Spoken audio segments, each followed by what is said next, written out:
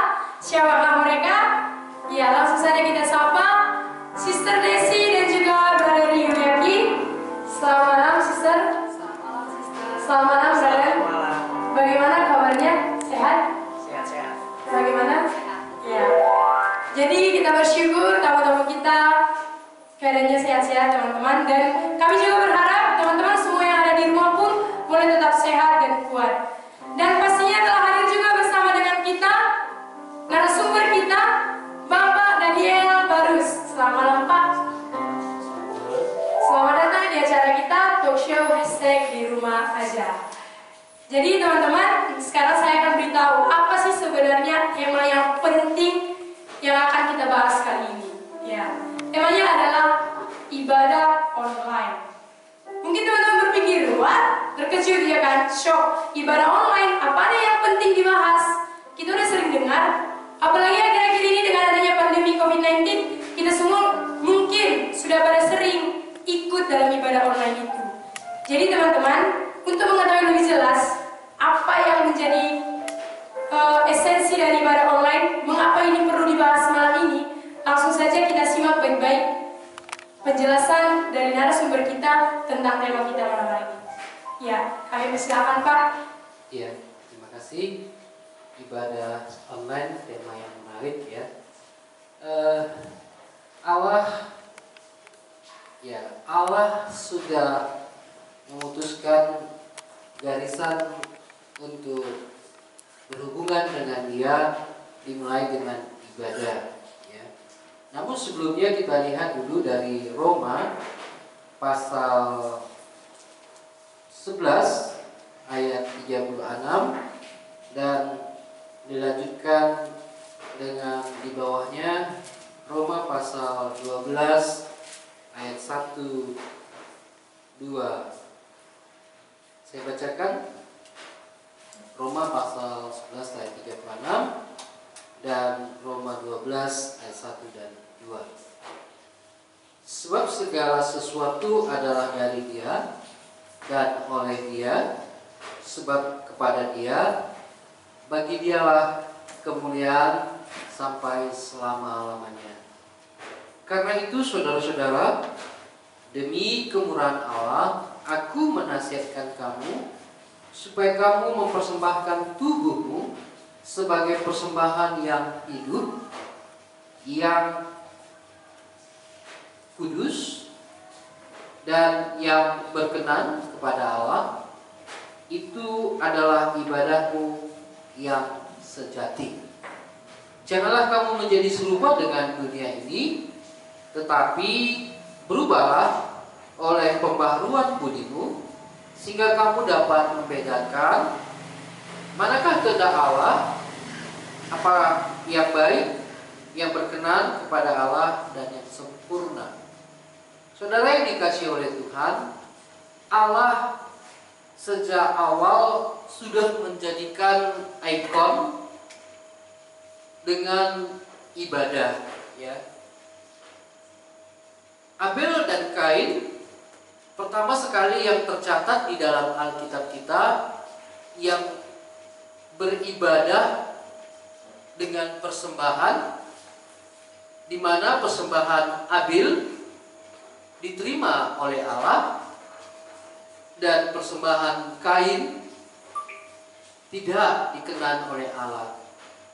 Mereka sama-sama beribadah dengan membawa persembahan, tetapi ada satu persembahan yang dikenan Allah, ada yang tidak.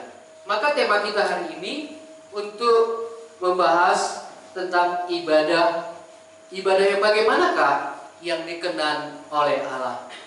Maka lewat tema yang menarik ini kita bisa mengerti ibadah yang sesungguhnya, ya. Di dalam pasal 12 ayat 1, karena itu saudara-saudara, demi kemurahan Allah, aku menasihatkan kamu supaya kamu mempersembahkan tubuhmu sebagai persembahan yang hidup.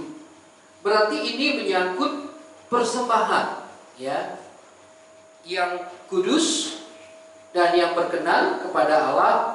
Itu adalah ibadahmu yang sejati. Ini dilatar belakangi dari pasal 11 ayat 36. Maka di pasal 12 ayat 1 ditulis di situ, karena itu. Karena apa? Karena pasal 11 ayat 36, ya. Karena pasal 11 ayat 36 mengerti sebab segala sesuatu, ya, adalah dari Dia. Orang yang tidak mengerti segala sesuatu dari Dia sulit mempersembahkan untuk Dia. Pasti ketika kali dia mempersembahkan sesuatu, di situ banyak pertimbangan. Karena asumsi pikiran yang mau dia persembahkan itu oleh karena dirinya, oleh karena perbuatannya. Nah, di pasal 11 ayat 36, segala sesuatu, ya, ini dari Allah. Orang yang mengerti segala sesuatu dari Allah, tidak sulit bagi dia untuk melakukan hal apapun untuk Allah. Nanti kita lihat contoh-contoh yang mempersembahkan yang terbaik kepada Allah. Nanti kita lihat bagaimana Allah kagum dengan persembahannya. Nah, di dalam pasal 11 ayat 36, dari Dia, oleh Dia, dan kepada Dia, bagi Dialah kemuliaan. Orang yang mengerti sumber dan tujuan, ini orang yang layak memberi persembahan.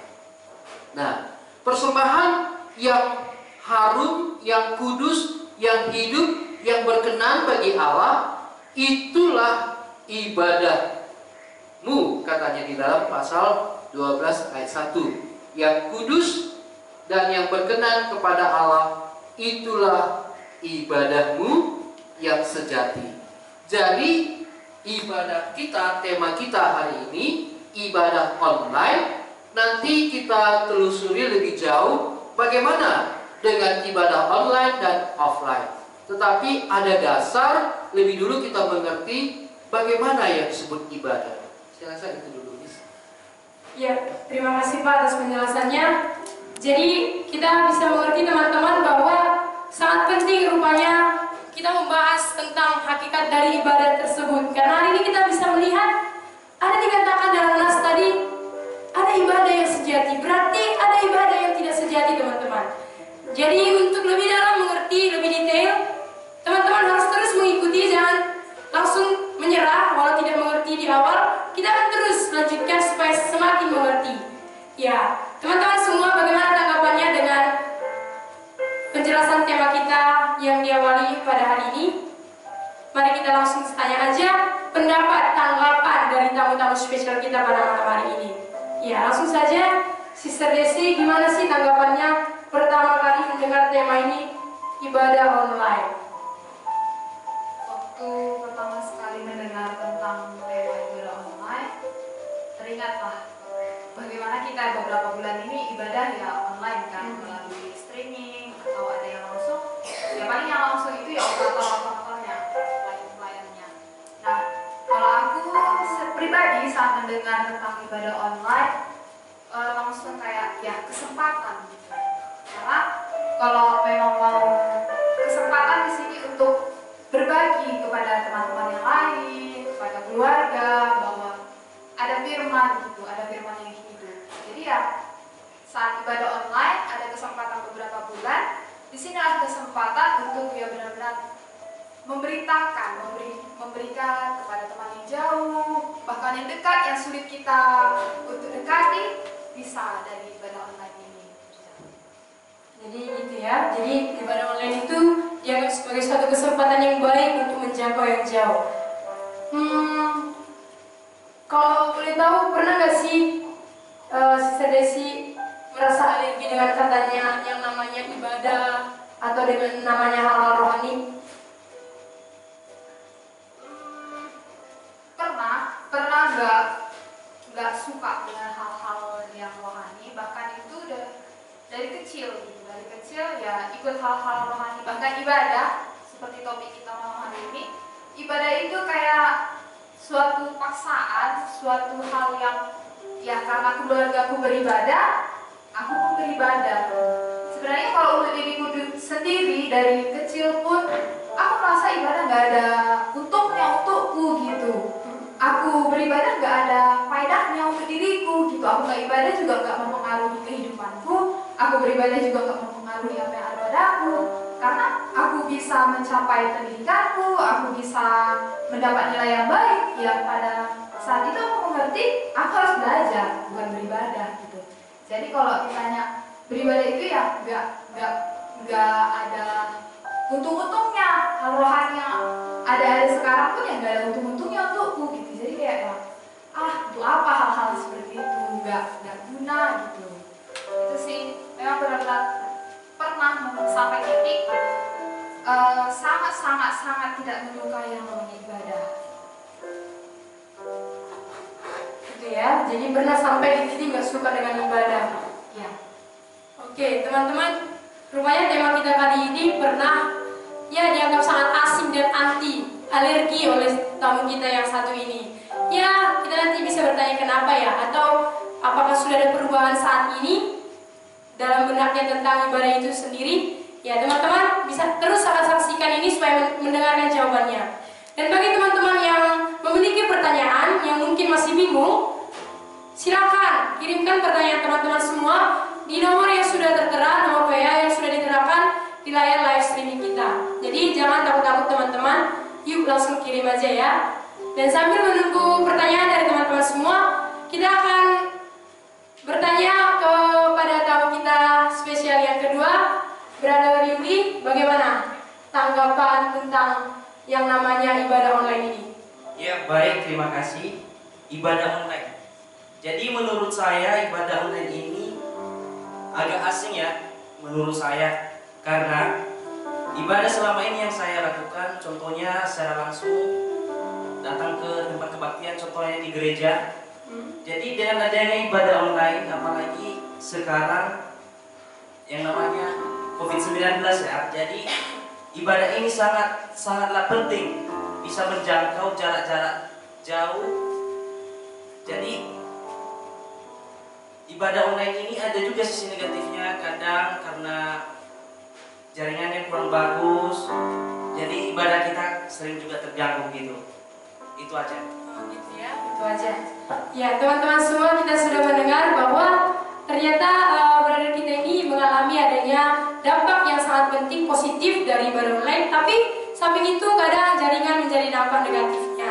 Ya, mungkin teman-teman pernah juga mengalaminya. Ya, kita bisa mengalaminya sendiri, kita bisa tahu itu wajar ya. Maklum untuk terjadi, biasa untuk terjadi. Ya, teman-teman semua, kita akan terus membahas tentang ibadah online ini. Dan saat ini kita akan mendengarkan pertanyaan yang pertama dari NN. Pertanyaannya, mengapa harus ada ibadah? Sampai online pun harus diadakan. Ya, mengapa ya teman-teman? Sepenting apa sih ibadah itu bagi kita? Langsung saja kita dengarkan, kita simak penjelasan dari narasumber kita. Silakan Pak. Terima kasih. Mengapa harus ada ibadah? Ya. Salah satu bentuk ya wujud hadirnya Allah tentu di situ disertai dengan adanya hubungan dengan Allah dan ada sarana untuk bersekutu dengan Allah. Sejak dari awal Allah sudah mempersiapkan ibadah ya, tanda bahwa Allah hadir untuk bersama dengan manusia. Nah, bisa kita lihat di dalam kitab Kejadian ya. Kejadian pasal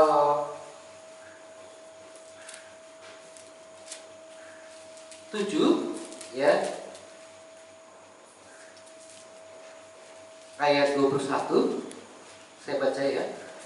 Ketika Tuhan mencium persembahan yang harum itu, berfirmanlah Tuhan dalam hatinya, aku takkan mengutuk bumi ini lagi karena manusia, sekalipun yang ditimbulkan hatinya adalah jahat dari sejak kecilnya, dan aku takkan membinasakan lagi segala yang hidup seperti yang telah kulakukan. Ini pada zamannya Nuh ya.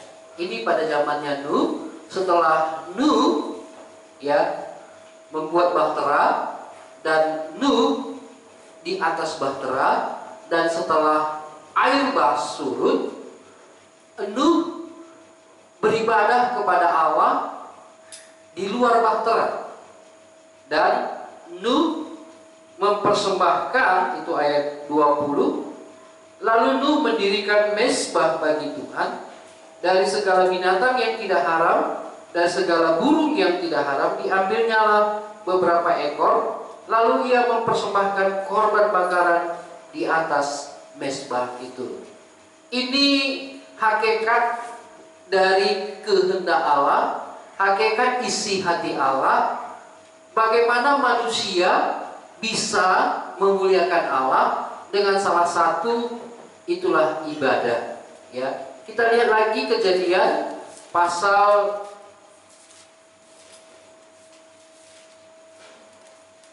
22 ya.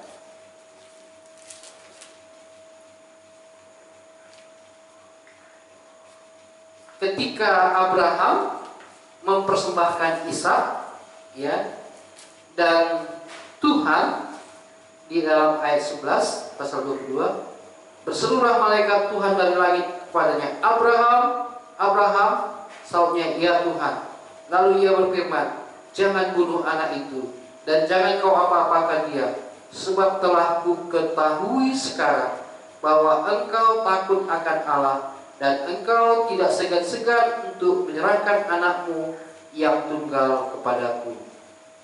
Lalu Abraham menoleh dan melihat seekor domba jantan di belakangnya tanduknya tersangkut, ya. Dan inilah menjadi korban, lalu mengorbankannya sebagai korban bakaran pengganti anaknya. Nah, kita lihat di dalam ayat 16 dari pihak Allah, apa katanya? Katanya, aku bersumpah demi diriku sendiri, ya, demi diriku sendiri, demikianlah firman Tuhan. Karena engkau telah berbuat demikian, dan engkau tidak segan-segan untuk menyerahkan anakmu yang tunggal kepadaku, maka aku akan memberkati engkau berlimpah-limpah dan membuat keturunanmu sangat banyak, seperti bintang di langit dan seperti pasir di laut, dan keturunanmu itu akan menduduki kota-kota musuhnya. Jadi kita lihat dari dua tokoh di perjanjian lama ini, ya, selain tadi Abil dan Kain, mereka ini mempersembahkan yang terbaik, mempersembahkan yang terbaik, dan Allah melihat yang mereka persembahkan, ya. Dan ini yang berkenan daripada Allah. Jadi Allah melihat setiap orang itu bagaimana dia beribadah kepada Allah, ya. Nah, ini sebelum datangnya hukum Taurat. Jadi seberapa penting, ya, ibadah itu. Inilah lewat ibadah itu muncul keputusan Allah, muncul pernyataan Allah. Lewat ibadah itu inilah yang menyukakan Allah, yang membuat Allah menambahkan sesuatu kepada orang yang beribadah itu, ya. Dan lebih jauh, ya, bangsa Israel diambil untuk keluar dari Mesir, ya. Tujuan utama adalah untuk ibadah. Mari kita lihat Keluaran. Kitab Keluaran pasal yang ke-7 ayat 16. Ini tulah pertama.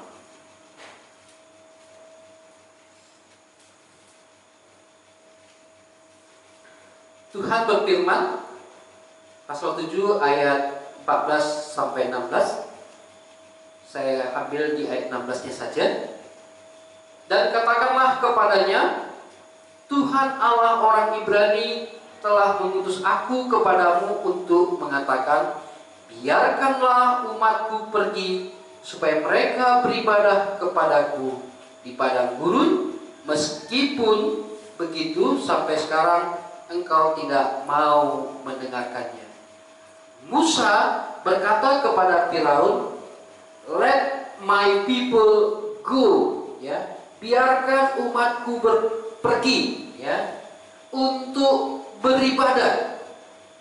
Jadi bangsa Israel, ya, dibawa keluar dari Mesir supaya mereka beribadah, ya, supaya mereka beribadah. Jadi saya mengerti setelah saya belajar secara keseluruhan dari Alkitab ini, bahwa manusia ditebus, ya, dari kegelapan, dari kuasa dosa, dari kuasa maut, dari ikatan Mesir, ya, itu lambang kegelapan, supaya mereka bisa beribadah kepada Allah. Artinya supaya dia memiliki persekutuan, hubungan yang sifatnya vertikal, dan inilah yang dikenan oleh Allah. Jadi Allah mau supaya umat manusia diselamatkan, ditarik keluar dari kegelapan. Tujuannya hanya satu, beribadah. Nanti kita lihat kualitas ibadah, ya. Tadi hanya pernyataan seberapa pentingkah ibadah itu. Sangat-sangat penting. Karena Allah menginginkan setiap umat, setiap manusia yang diciptakannya untuk beribadah kepadanya. Ya, inilah esensinya lebih dulu. Ya, terima kasih banyak Pak untuk penjelasannya.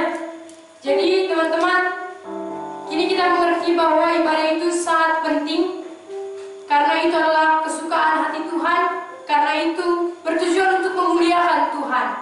Nah sekarang dalam nas tadi, dari penjelasan awal juga ada ibadah yang sejati. Nah inilah yang perlu untuk kita selidiki dan evaluasi. Apakah ibadah yang kita sudah lakukan itu sudah menjadi ibadah yang sejati, yang Tuhan kenal, atau justru hanya sebatas ibadah yang biasa, yang belum berkenan bagi Tuhan, ibadah yang sia-sia. Mari kita terus lanjutkan perbincangan kita. Kali ini kita akan berbincang kembali dengan tamu spesial kita. Apakah esensi ibadah yang sejati itu telah dimilikinya atau tidak? Telah dinikmatinya, telah dialaminya, ataukah tidak? Ataukah belum? Langsung saja kita dengarkan cerita ataupun pengalaman dari saudari kita, Sister Desi. Ya, gimana Sister? Apakah esensi dari ibadah itu, ibadah sejati yang Tuhan maksud, sudah dimengerti atau sudah pernah dialami? Ya, esensi dari ibadah sejati itu sudah saya alami. Lebih tepatnya itu 3 tahun yang lalu. Bagaimana ya, saya merasakan Allah itu hadir sendiri di dalam diri saya. Allah itu sendiri yang menarik saya. Kalau dari penjelasan Bapak pembicara tadi, bagaimana bangsa Israel ditarik keluar, dilepaskan dari perbudakan Mesir, demikian juga saya ditarik keluar dari perbudakan dosa. Bagaimana seperti pengalaman saya tadi yang pertama yang Sister tanya, saya merasa ibadah itu ya nggak berguna dalam diri saya, nggak ada untungnya kan. Nah, saat itu ya saya benar-benar nggak mengerti yang namanya Alkitab, saya nggak mengerti yang namanya Tuhan. Bahkan Alkitab itu ya sama seperti buku-buku pada umumnya yang ada di dunia ini, nggak ada plusnya, nggak ada bedanya, sama seperti buku biasa, buku pelajaran yang aku baca, buku cerita yang aku baca, ya nggak berbeda gitu. Nah juga tentang beribadah nggak ada untungnya kan, tapi setelah belajar mengenal apa sih sebenarnya pengertian ibadah yang sebenarnya itu, tepatnya 3 tahun yang lalu, bagaimana ya Allah itu hadir sendiri dalam diriku. Dan malam hari ini diingatkan kembali bahwa saat Allah itu hadir, disitulah ibadah yang sejati. Dan benar-benar kalau dulunya nggak menyukai ibadah, sekarang menjadi hal yang dinantikan untuk bisa beribadah. Itu dia. Jadi kayak sekarang kalau dulu anti dengan yang namanya ibadah, sekarang mengajak, ayo enak lo ibadah gitu. Karena saat merasakan saat Allah itu hadir, ya memang sukacita itu ada, kelegaan itu ada, bahkan tujuan hidup itu ada karena Allah itu hadir. Tujuan hidup ya untuk mempermuliakan Tuhan, sama seperti pembahasan pertama tadi Roma 11 ayat 36. Segala sesuatunya itu dari Tuhan, oleh Tuhan, untuk Tuhan. Sehingga ya saat Allah hadir di dalam diriku, aku mengerti tujuan hidupku dan aku mengerti untuk apa ibadah. Kalau dulu gak ada gunanya ibadah, kalau sekarang ibadah sangat-sangat berguna ya untuk berhubungan dengan Tuhan, memiliki komunikasi dengan Tuhan, bahkan boleh mempermuliakan Tuhan melalui ibadah itu. Jadi berarti kalau esensi dari ibadah itu untuk mempermuliakan Tuhan, berarti tiap-tiap hari dong bisa dikatakan menjadi ibadah kita. Ya, kalau dari yang tadi berarti saat menjaga kekudusan, disitulah aku beribadah kepada Tuhan. Karena ya bagaimana aku mempersembahkan diri untuk Tuhan, disitulah ibadah yang sejati. Karena yang Tuhan mau, ya bagaimana hidupku berkenan baginya. Yang artinya kan kita berkenan bukan hari ini berkenan, besok nggak berkenan, besok mempermuliakan Tuhan, besoknya lagi nggak mempermuliakan Tuhan, berarti kan ibadahnya nggak sejati, tapi ya ibadah ecek-ecek gitu. Tapi kalau ibadah yang sejati, kalau dari firman Tuhan yang dijelaskan, berarti berkesinambungan hari demi hari. Setiap hari itu ya memang harus benar-benar beribadah, mempermuliakan Tuhan. Gitu ya, terima kasih Sister. Jadi teman-teman, kita sudah mendengar bahwa dari yang dulunya alergi dengan nama ibadah, bahkan bisa tidak mengakui adanya Tuhan, tapi akhirnya ketika Allah itu sendiri menyatakan diri, memperkenalkan diri, dan hadir dalam diri tamu kita kali ini, yang pertama, dia akhirnya bisa menikmati ibadah yang sejati, ibadah yang mempermuliakan Tuhan, ibadah di mana Tuhan hadir dan memiliki hubungan dengan Tuhan itu sendiri.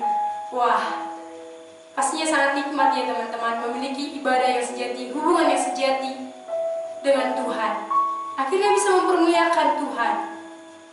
Jadi teman-teman sendiri bisa mengevaluasi apakah sudah mengalami ibadah yang sejati, merasakan, melakukan ibadah yang sejati ataukah belum.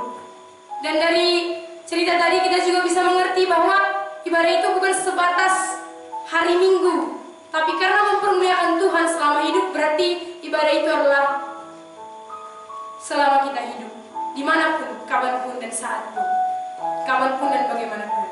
Ya teman-teman semua, kita akan kembali berbincang dengan tamu kedua kita. Namun sebelumnya kita akan lebih jauh mendengarkan penjelasan dari pertanyaan yang sudah ada. Pertanyaannya yang kedua, yaitu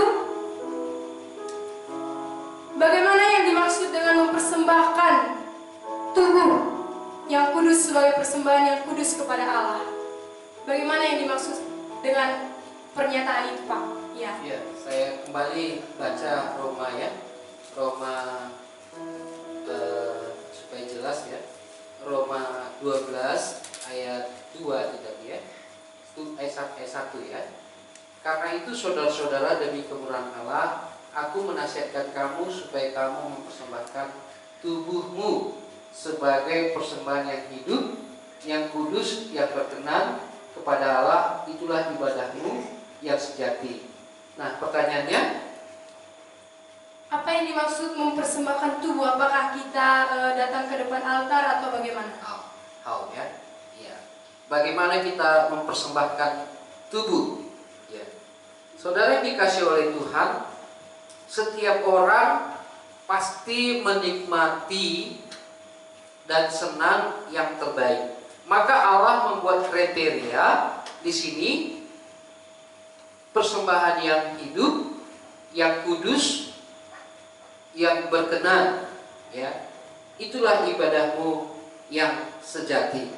Jadi bagaimana ini bisa terjadi? Tentu kita kaitkan dari ayat yang di atas yang bersumber dari dia. Nah, mari kita banding ke Ibrani pasal yang ke-10. Saya bacakan Ibrani pasal yang ke-10 ayat 8. Sudah dapat? Di atas ia berkata, korban persembahan, korban bakaran, korban penghapus dosa tidak engkau kehendaki dan engkau tidak berkenan kepadanya, meskipun dipersembahkan menurut hukum Taurat.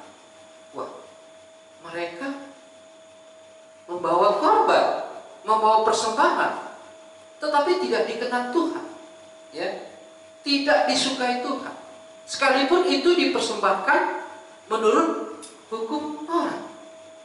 Lantas bagaimana persembahan yang berkenan? Nah, dari ayat di atasnya, ya, karena itu ketika ia masuk ke dunia, ia berkata, korban dan persembahan tidak engkau kehendaki, tapi engkau telah menyediakan tubuh bagiku. Kepada korban bakaran dan korban penghapus dosa engkau tidak berkenan. Lalu aku berkata, sungguh aku datang dalam gulungan kitab ada tertulis tentang aku untuk melakukan kehendak-Mu, ya Allah. Saudara yang dikasih oleh Tuhan, persembahan yang dipersembahkan kepada Allah tentu yang terbaik. Tetapi Allah melihat persembahan yang dipersembahkan oleh Israel, oleh bangsa Israel, sudah persembahan yang sifatnya lahiriah, yang rutinitas, yang berbau, di dalamnya adalah ajang kebiasaan, ya. Maka Allah tidak menyukai lagi korban persembahan. Tahun depan kok korban persembahan berbuat dosa aja. Jadi ini gak ada kekuatannya. Tuhan tidak menyukai korban persembahan yang demikian, yang tiap tahun dilakukan oleh imam dan dilakukan oleh bangsa Israel. Lantas bagaimana? Tuhan menginginkan korban persembahan yang tidak ada dosa di dalamnya. Loh, lantas manusia sudah berdosa semua. Jadi bagaimana? Maka di dalam pembahasan kita di dalam ayat 5 sampai 7 tadi, disinilah kehadiran Kristus yang mau menggenapi, ya, yang mau menyempurnakan korban persembahan kita supaya dikenal oleh Allah. Maka di dalam ayat 10, dan karena kehendaknya inilah kita telah dikuduskan satu kali untuk selama-lamanya oleh persembahan tubuh Yesus Kristus. Berarti Kristus dipersembahkan Allah kepada manusia supaya manusia terima persembahan Allah ini, sehingga apapun nanti yang dipersembahkannya kepada Allah ini dikenal oleh Allah, karena dia sudah mempersembahkan segala sesuatu kepada Allah tanpa ada dosa. Karena penghapus dosa, pengampunan dosa, penyelamatan dari murka sudah Allah kerjakan di dalam diri orang itu. Bagaimanalah kalau tangan saya kotor, saya mempersembahkan air minuman kepada seseorang.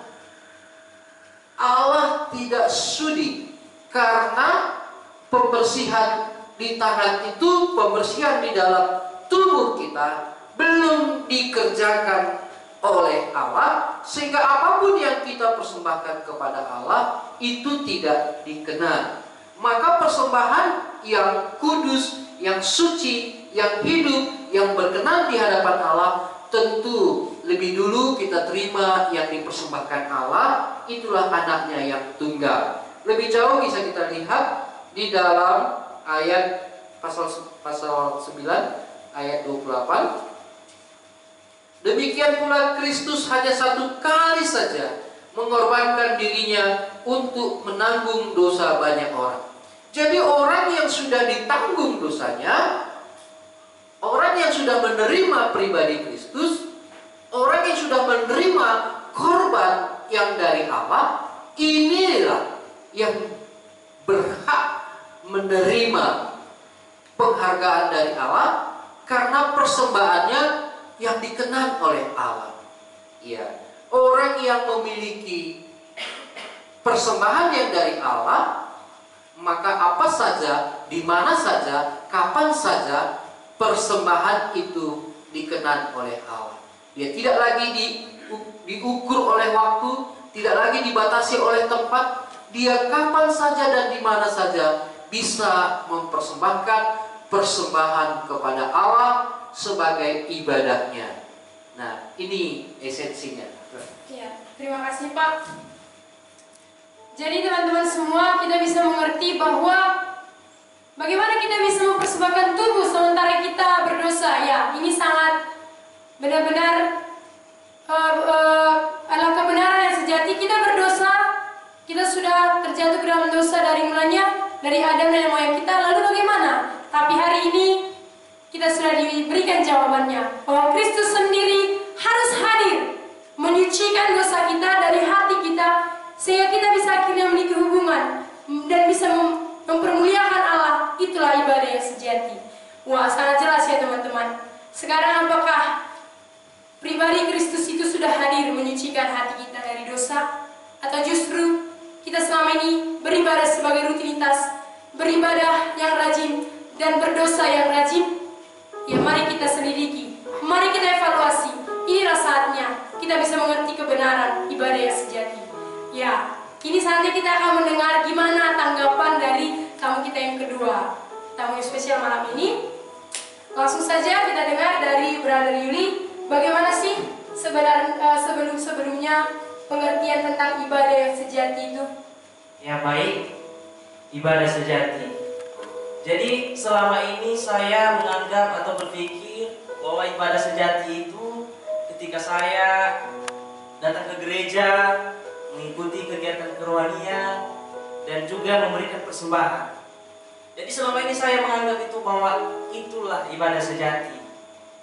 Dan pada malam hari ini saya telah dibukakan oleh firman Tuhan tadi bahwa ibadah yang sejati itu ialah ketika saya mau menerima Yesus Kristus yang telah diutus oleh Bapaknya untuk menebus dosa-dosa manusia di kayu salib. Jadi ketika saya sudah menerima Yesus Kristus itu dalam hati saya, jadi itu yang merupakan ibadah yang sejati. Jadi setiap apa yang saya persembahkan tidak akan sia-sia lagi dan berkenan kepada Allah. Itu, terima kasih. Jadi selama ini berarti sia-sia lah ya? Atau bagaimana? Iya, selama ini Masih sia-sia? sia-sia. Saya beribadah itu kayak asal-asalan ya gitu ya. Jadi pada malam hari ini saya juga bertekad, saya harus menerima Yesus Kristus itu supaya persembahan saya tidak akan sia-sia lagi, melainkan berkenan kepada Tuhan. Terima kasih. Wah, teman-teman semua kita sangat bersyukur kalau hari ini kita mendengar ada tekad yang mulai dimiliki oleh tamu kita bahwa harus terima Kristus yang menyucikan hati dari dosa, sehingga persembahan apapun yang kita bawa berkenan bagi Allah. Persembahan dari diri kita, dari seluruh tubuh kita. Ya, terpujilah Tuhan telah membukakannya bagi kita. Dan teman-teman juga yang belum mengalami ibadah yang sejati itu, yang masih sebatas rutinitas, dibatasi waktu, tempat, organisasi atau apapun, saat inilah biarlah kita mulai mengerti dan akhirnya menyadari dan menerima Kristus sebagai persembahan dari Allah yang telah berkorban menyucikan hati kita terlebih dahulu, baru kita bisa beribadah yang sejati kepada Allah. Ya, saat ini kita akan kembali mendengarkan pertanyaan. Jadi pertanyaannya, kalau selama ini belum beribadah kepada Allah dengan ibadah yang sejati, bagaimana supaya akhirnya ini menjadi ibadah yang sejati? Karena mungkin teman-teman semua yang ada di rumah banyak yang masih beribadah secara rutinitas, belum sejati. Langsung saja kita akan mendengarkan simpulan dari tema kita hari ini. Mari kita langsung dengarkan dan simak baik-baik penjelasan dari narasumber kita. Ya, silakan Pak.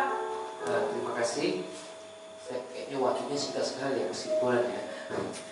Baik, kita lihat di dalam Ibrani pasal 10 ya, ayat 14, ayat 9 ayat 14. Betapa lebihnya darah Kristus yang oleh Roh yang kekal telah mempersembahkan dirinya sendiri kepada Allah sebagai persembahan yang tak bercacat, akan menyucikan hati nurani kita dari perbuatan yang sia-sia, supaya kita dapat beribadah kepada Allah yang hidup. Saudara yang dikasihi oleh Tuhan, inilah ibadah yang dikenan oleh Allah. Bagaimana persembahan Yesus Kristus, ya, di sini dikatakan betapa lebihnya darah Kristus yang oleh Roh yang kekal telah mempersembahkan dirinya sendiri kepada Allah sebagai persembahan yang tak bercacat untuk menyucikan hati nurani kita. Coba kita cek setiap kali Natal, hari Natal, orang beribadah Natal, mereka mempersembahkan puji-pujian, mempersembahkan tari-tarian, mempersembahkan deklamasi, mempersembahkan ayat-ayat. Kalau hati nuraninya belum disucikan, pasti di situ penonjolan diri. Bukan mempersembahkan supaya Tuhan yang dipermuliakan. Bagaimana supaya baju saya kelihatan, bagaimana supaya suara saya yang kelihatan, bagaimana supaya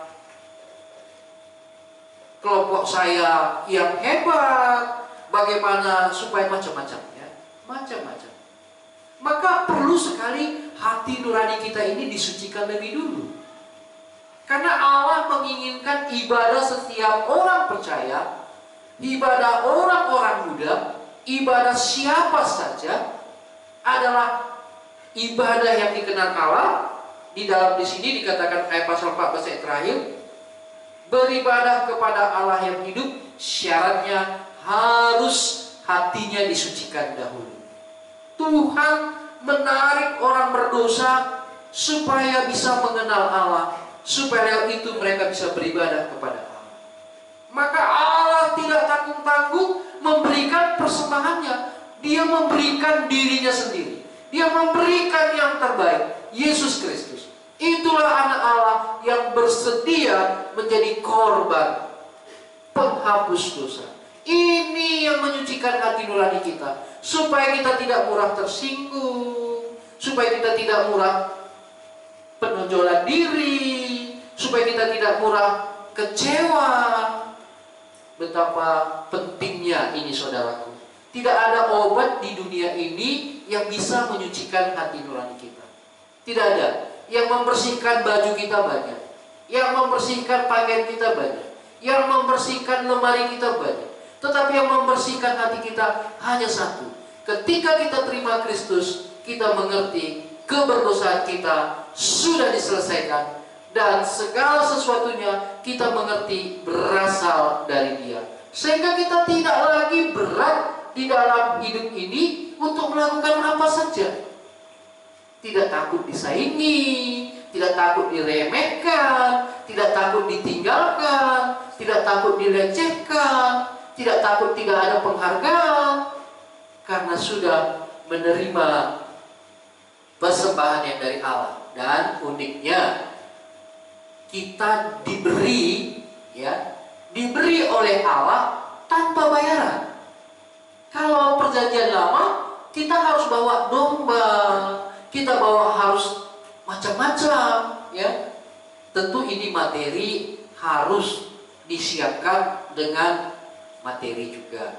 Tetapi hari ini dalam pasal 9 ayat 14, darah Kristus telah dipersembahkannya kepada Allah sebagai persembahan Miss Maria, sebagai persembahan Miss Desi, kira-kira begitu. Allah sudah sediakan untuk Yuli, sudah disediakan supaya persembahan kita kepada Allah, baik pujian kita, baik acara-acara yang kita kerjakan, baik live streaming, kita tahu esensi Allah sudah memberikan anaknya kepadaku untuk menyucikan hatiku supaya aku dapat beribadah kepada Allah yang hidup. Kalau kita lihat ibadah online sekarang, bisa dalam satu hari orang dengar 30 pendeta. Iya. Tapi apakah itu ibadah yang sejati? Tidak. 2 menit di sini, 1 menit di sana. Kan gampang ya, scroll aja. Karena esensi dia beribadah online hanya melihat pendetanya, melihat khotbahnya, melihat orangnya bertobat. Anda apakah tidak lelah? Pasti lelah sekali. Lelah sekali. Di sini 2 menit, di sana 1 menit. Lelah, saudaraku. Kita yang melihat hari ini bertobat. Ibadah yang sejati itu hakikat Allah hadir di dalam diri kita, supaya kita bisa mempersembahkan segala sesuatu kepada Allah. Kita dikenan oleh Allah. Untungnya Allah memberikan yang terbaik, yang terbesar untuk modal kita melakukan segala sesuatu untuk kita persembahkan kepada Allah. Allah membekali kita dengan Yesus Kristus hadir di dalam diri kita. Jadi ibadah yang dikenan oleh Allah, ibadah yang hidup, ibadah yang sejati, hari ini sudah dituliskan di dalam Ibrani 9 ayat 14. Bahwa Yesus sendiri yang mempersembahkan dirinya kepada Allah, dan inilah persembahan yang hidup untuk menyucikan hati nurani kita, untuk membawa kita kepada Allah, dan ini yang menyenangkan hati Allah. Dan saya bacakan sekali lagi supaya pemirsa bisa menikmatinya. Betapa lebihnya darah Kristus yang oleh Roh yang kekal telah mempersembahkan dirinya sendiri. Untuk siapa? Anda bisa jawab. Untuk siapa? Anda bisa jawab. Ya. Kepada Allah sebagai persembahan yang tak bercacat, akan menyucikan hati nurani siapa? Itu Anda sendiri yang jawab. Kalau saudara terima Kristus, hati nurani saudara akan disucikannya dari perbuatan yang sia-sia, sehingga kita dapat beribadah kepada Allah yang hidup. Kan sayang ya, kita nyanyi tapi sia-sia, kita menari sia-sia, kita kasih uang kolektif sia-sia. Memang secara organisasi, secara duniawi, secara materi itu berguna, tetapi hakikat untuk kepada Allah tadi ini tidak ada artinya, dan kita akan menjadi kecewa. Jadi ini singkat renungan yang bisa saya bagikan untuk pertanyaan tadi. Ya, terima kasih untuk kesimpulan. Jadi teman-teman, dari kesimpulan kita bisa mengerti, untuk memiliki ibadah yang sejati, menikmati dan melakukan ibadah yang sejati, milikilah darah Kristus yang sudah dikorbankan bagi teman-teman semua. Itulah hakikat atau esensi dari ibadah yang sejati, bukan ibadah yang sia-sia. Jadi kita akan mengakhiri acara kita kali ini. Oleh sebab itu kita akan mengakhiri dalam doa. Kami persilakan kepada Bapak narasumber kami untuk membawa kita dalam doa. Mari kita bersama dalam doa. Segala puji, hormat, dan syukur kami, Engkau Allah yang berdaulat. Engkau Allah yang menjadikan kami sebagai manusia, makhluk yang mulia. Dan Engkau berkenan menyatakan isi hatimu melalui firman kami. Kami bersyukur, kami yang berdosa, kami yang jauh dari hadirat, kami yang sudah cacat, tetapi Engkau mau menyempurnakannya lewat Engkau memberikan anakmu yang tunggal, Yesus Kristus, sehingga kami bisa beribadah kepada Allah dengan korban persembahan yang Allah taruhkan di dalam diri kami ketika kami percaya. Dan kami bersyukur karena kami tahu kami ada di bumi ini, kami ada di dunia ini, tujuannya satu, supaya kami beribadah kepada Allah. Terima kasih buat sarana ibadah yang Tuhan sediakan, sehingga ibadah kami tidak menjadi sia-sia, melainkan yang dikenal oleh Allah. Terpujilah Engkau Tuhan, kiranya talkshow ini tetap Tuhan berkati, dan setiap yang firman Tuhan yang diperdengarkan supaya menjadi kekuatan, menjadi iman, dan menjadi pegangan bagi kami. Terpujilah Engkau, di dalam Kristus Yesus kami berdoa. Amin. Teman-teman semuanya, berakhir sudah acara talkshow kita pada malam hari ini. Terima kasih untuk kesediaan dan kesetiaan teman-teman untuk mengikuti, dan kami juga berterima kasih kepada Bapak narasumber yang sudah bersedia hadir, dan juga tamu-tamu spesial kami yang sudah bersedia hadir. Terima kasih banyak. Teman-teman semua, milikilah darah Kristus, terimalah darah Kristus, maka ibadahmu akan menjadi ibadah yang sejati. Sekian dari kami.